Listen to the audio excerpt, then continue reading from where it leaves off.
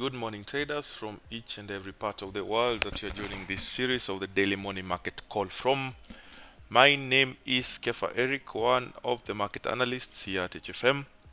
HFM, your financial broker, linking you to the global markets to access various financial assets.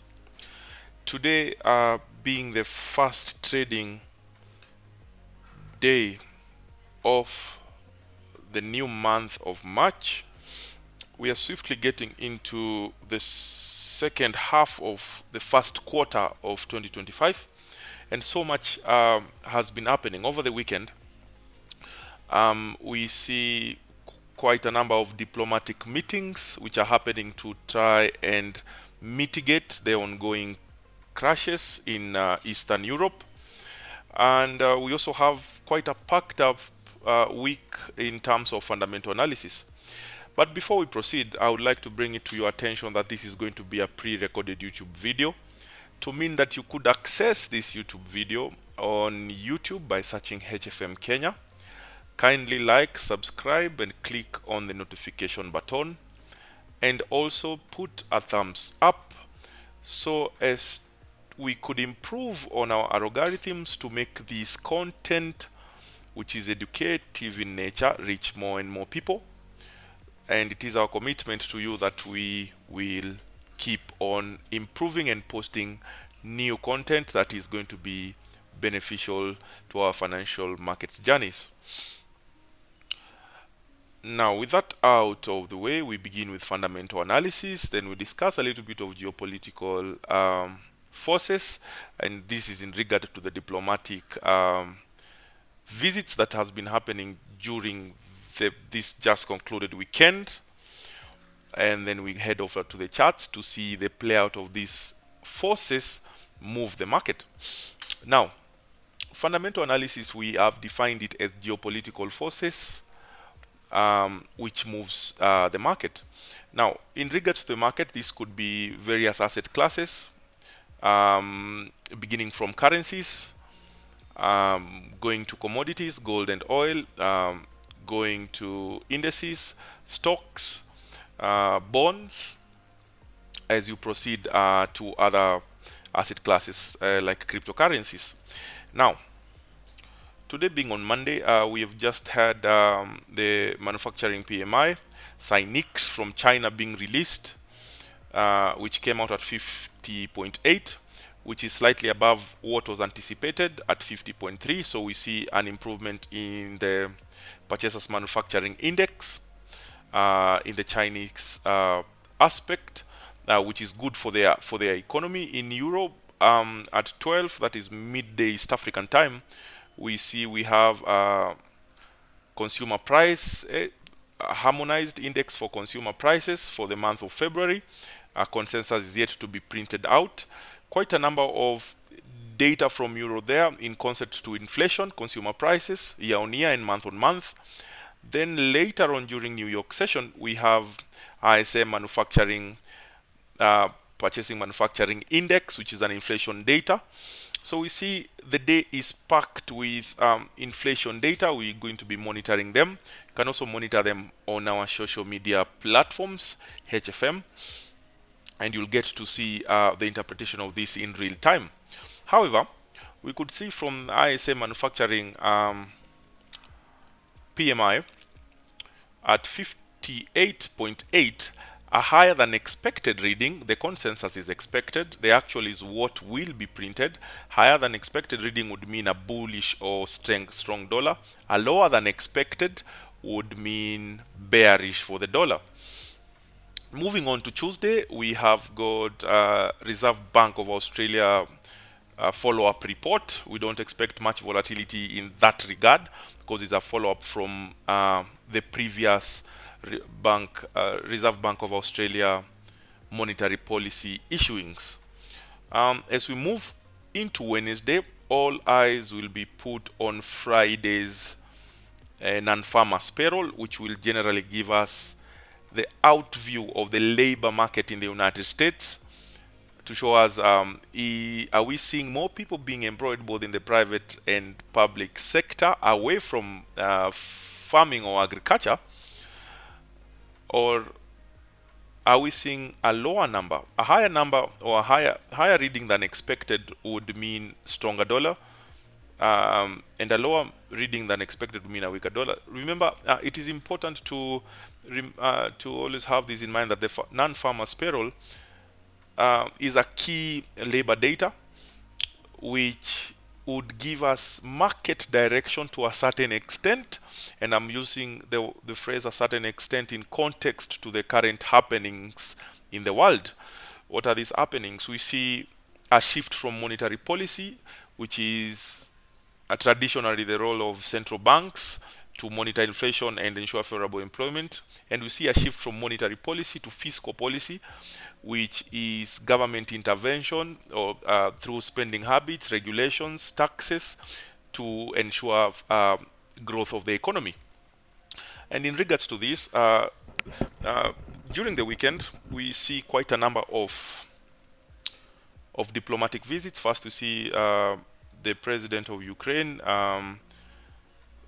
President Zelensky, visiting the United States. That was on Friday. In the wake of Friday, we saw what that turned out to be. Quite an altercation there, which we did not have the signing of the agreement that they were intending to sign. And in context of the financial market, the relevance of that visit would have given us a much more risk-off approach into the coming week, because if that document would have been signed, then it would give us some level of certainty that Russia would be hesitant in their conquest to capture more land in Ukraine, and you would see a possible ceasefire, because the entry of the United States into Ukraine using the deal that was giving them mining rights to acquire rare earth minerals would have Russia hesitate to attack Ukraine, because in the instance they hit the United States um, mining sites or mining companies, that would be a direct invocation of war with the United States, which we know most countries, at least in the 21st century or in the recent past history, have been hesitant to do that. We also see the Prime Minister of Britain or United Kingdom getting in the United States to try and mitigate Trump's tariffs. Now, we have mentioned that tariffs are tax imposition on imports. Now, earlier on, mid in the month of February 2025, we saw indications of Trump attempting to impose taxes on United Kingdom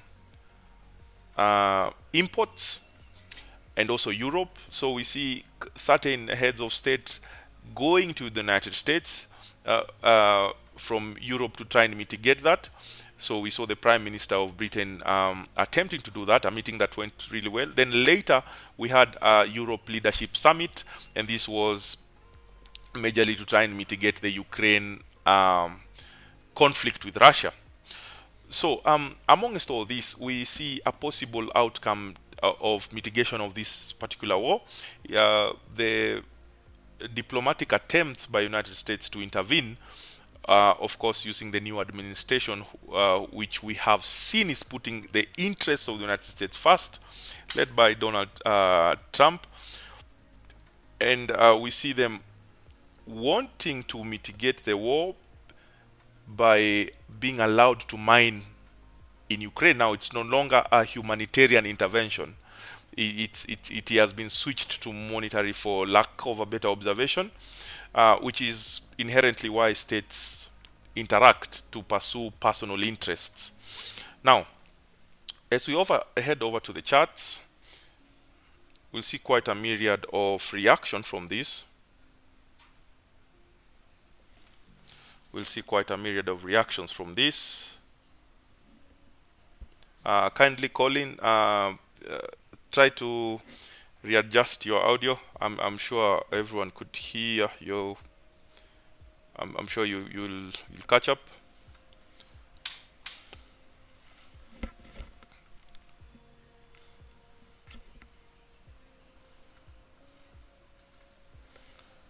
Very nice. This is gold. Beginning with commodities, precious metal gold. In precious metals, we see we have been having a bearish momentum.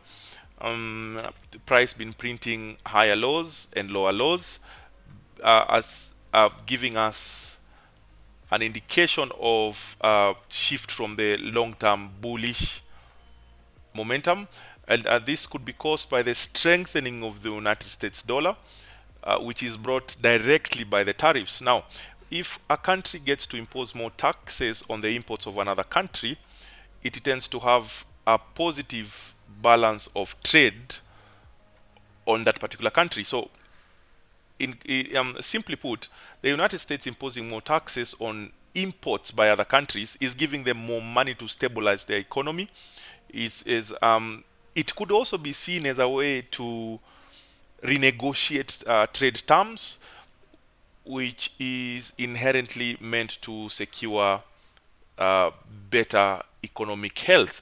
So we see gold being in a bearish trajectory, attempting to break the all-time bullish trend and attempting to be bearish, which is giving investors and traders reasons to consider getting in for sales or shorts. However, getting in for shorts would approach it more cautiously, because we know the overall trend is bullish.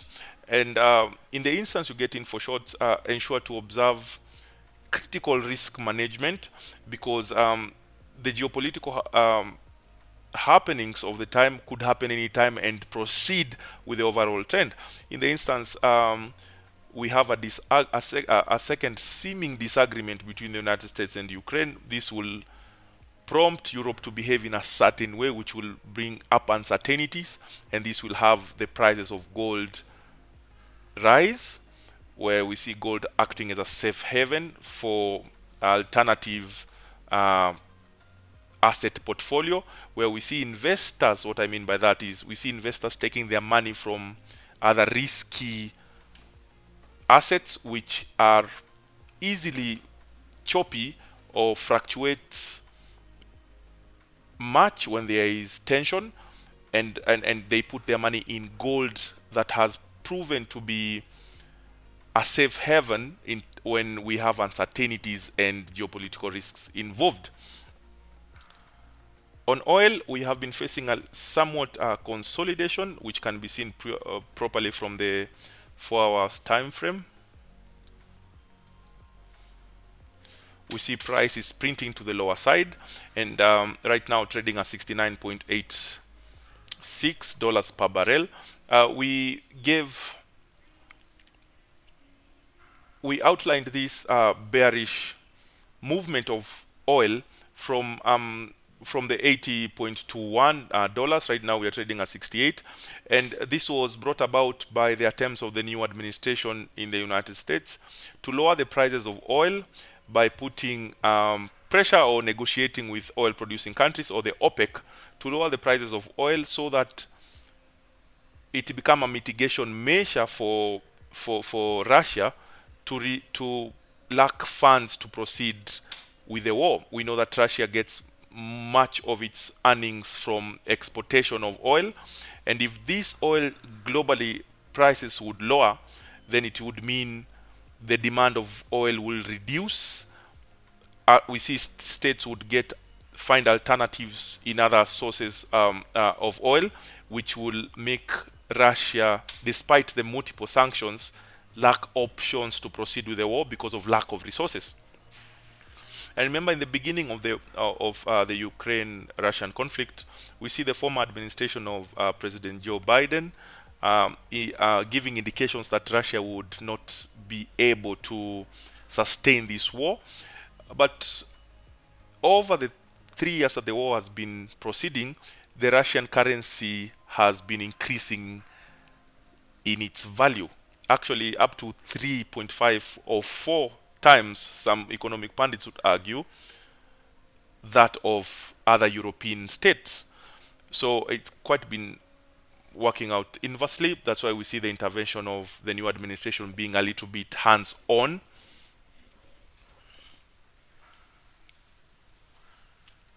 Moving on to indices, we see we attempted to print bearish on S&P 500 or US 500 as investors take out their money from stocks and other investment portfolio and hold on to it as they wait for the market to cool off in regards to the Trump's tariffs, which are causing tensions and uncertainties, which are affecting the overall value of stocks. For Nasdaq or US 100, attempting the same to be bearish. We see a break below the 20.2975 area of interest, and price attempting to being bearish. But on Friday we saw we closed with a bullish candle after the attempts to mitigate the war, and also the visit of British Prime Minister to try and renegotiate the threats to impose tariffs on the United Kingdom.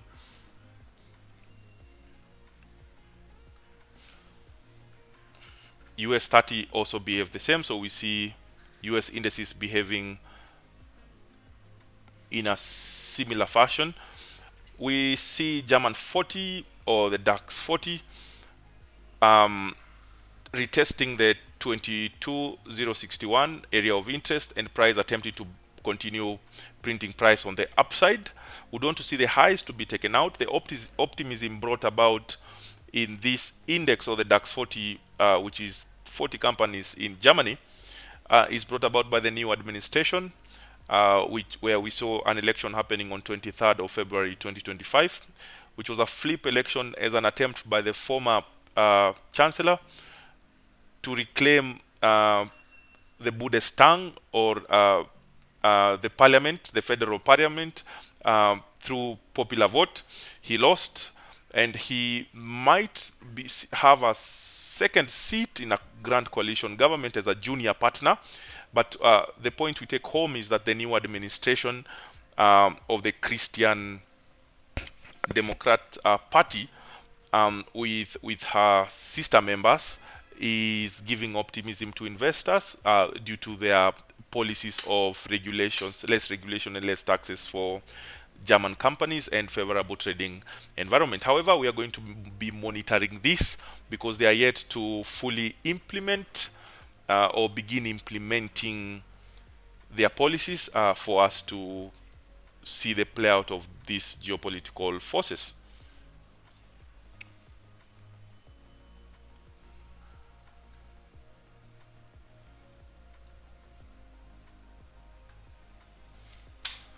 Now, as a disclaimer, this by any chance is not financial advice. This is purely meant for educational purposes. It's important to do your due diligence, and it will be a good position to start by observing proper risk management and getting the necessary education. And if this is your first time and you would want to get started in regards to the financial markets, kindly attempt to visit hfm.com. When you visit hfm.com, it will bring you to this landing page. Attempt to register for an account where you're going to fill in your details, and our experts are going to get in touch with you to help you navigate and begin your financial journey from there henceforth. So guys, with that, see you tomorrow, the same place, the same time, to do things the same way that has proven consistently profitable. Until then, God bless and take care.